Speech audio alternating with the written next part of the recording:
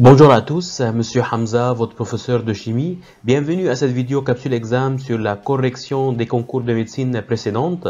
Et aujourd'hui, on va corriger l'épreuve 2022-2023, examen 1, danger en chimie générale. Donc, exercice numéro 1. Parmi les propositions suivantes concernant les trois atomes ci-dessous, lesquels sont exacts. Donc, on a trois atomes. L'atome 1, c'est X818. Atome 2, c'est X817 et atome 3, c'est X816. Donc, on remarque pour ces trois atomes, on a le même numéro atomique Z, mais le nombre de nucléons ou bien le nombre de masse A qui est différent. Donc, item A, il possède le même nombre de protons. Sûr et certain. Pourquoi? Parce qu'on sait très bien, ici, ils ont déjà en fait le même numéro atomique Z. Et donc, dans un atome neutre, le numéro atomique Z, il est égal au nombre de protons qui est égal au nombre des électrons. Item B, il possède le même nombre de nucléons. Donc, ça c'est faux. Pourquoi? Parce que tout simplement, ici, pour l'atome 1, le nombre de nucléons est égal à 18. Pour l'atome 2, le nombre de nucléons est égal à 17. Pour l'atome 3, le nombre de nucléons est égal à 16. Item C, il appartient au même élément chimique. Est-ce que ces trois éléments appartiennent au même élément chimique? Oui, c'est vrai. Pourquoi? Parce que comme vous pouvez le voir, ils ont le même numéro atomique Z et ils ont le même symbole X. Et ça, on l'a défini dans le cours comme isotope. Et la définition des isotopes, ce sont des atomes de même élément qui ont le même numéro atomique Z, mais le nombre de masse A qui est différent. Item D, ce sont des isotopes. Oui, ce sont des isotopes, comme on vient de dire. Même numéro atomique Z, mais nombre de masse A qui est différent. Et donc, l'item E est faux. Et donc, le bilan de réponse, c'est A, C et D. Exercice numéro 2. Parmi les propositions suivantes concernant les éléments de la classification périodique, lesquels sont exacts. Donc, on a quoi? Item A. Les éléments possédant le même nombre d'électrons sur leur couche externe sont placés sur une même période. Bien sûr que c'est faux. En fait, dans le tableau périodique, les éléments qui ont le même nombre d'électrons sur leur couche externe ou bien le même nombre d'électrons sur la dernière couche électronique sont placés dans une même colonne et c'est ça qu'on l'appelle famille. Item B. Les éléments de la classification périodique sont classés par nombre croissant de nucléons. Donc, c'est faux. Dans le tableau périodique, si vous voulez, les éléments sont classés par numéro atomique Z croissant. Il ne faut jamais oublier ça. Item C. La classification périodique est constituée de colonnes dans lesquelles sont placés des éléments présentant une même configuration électronique externe. Donc, ça, c'est vrai. Item D. Un élément de transition est un élément dont l'atome présente une sous-couche D complète. Donc, on peut avoir un élément avec une sous-couche D complète et qu'on l'appelle élément de transition. Mais pour les étudiants d'Angers, le prof, il définit les éléments de transition comme ce sont des éléments avec une sous-couche D incomplète. Et donc, nous, on va suivre le prof. Et donc, l'item D est faux. Item E, donc c'est faux, et donc le bilan de réponse c'est C. Exercice numéro 3.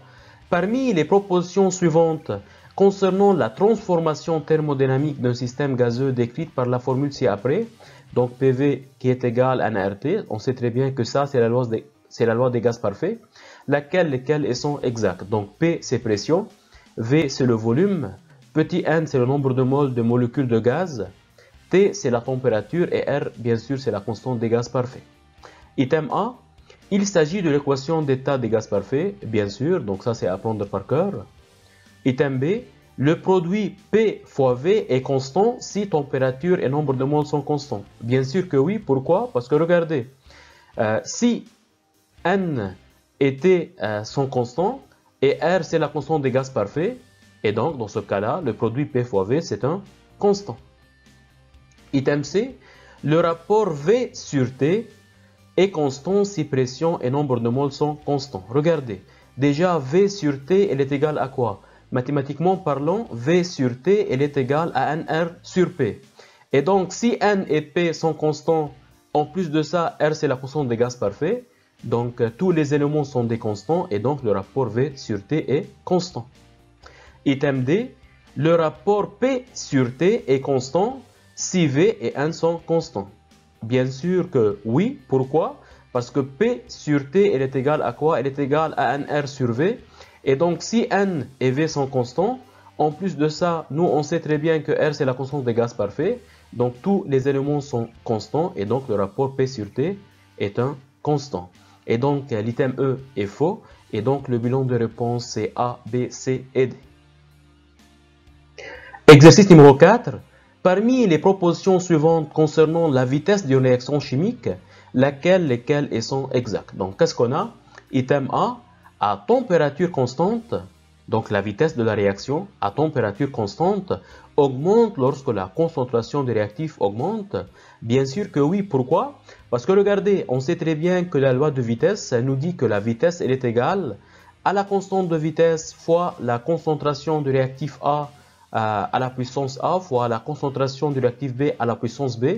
Je vous rappelle ici que A et B, ce sont les ordres partiels de la réaction.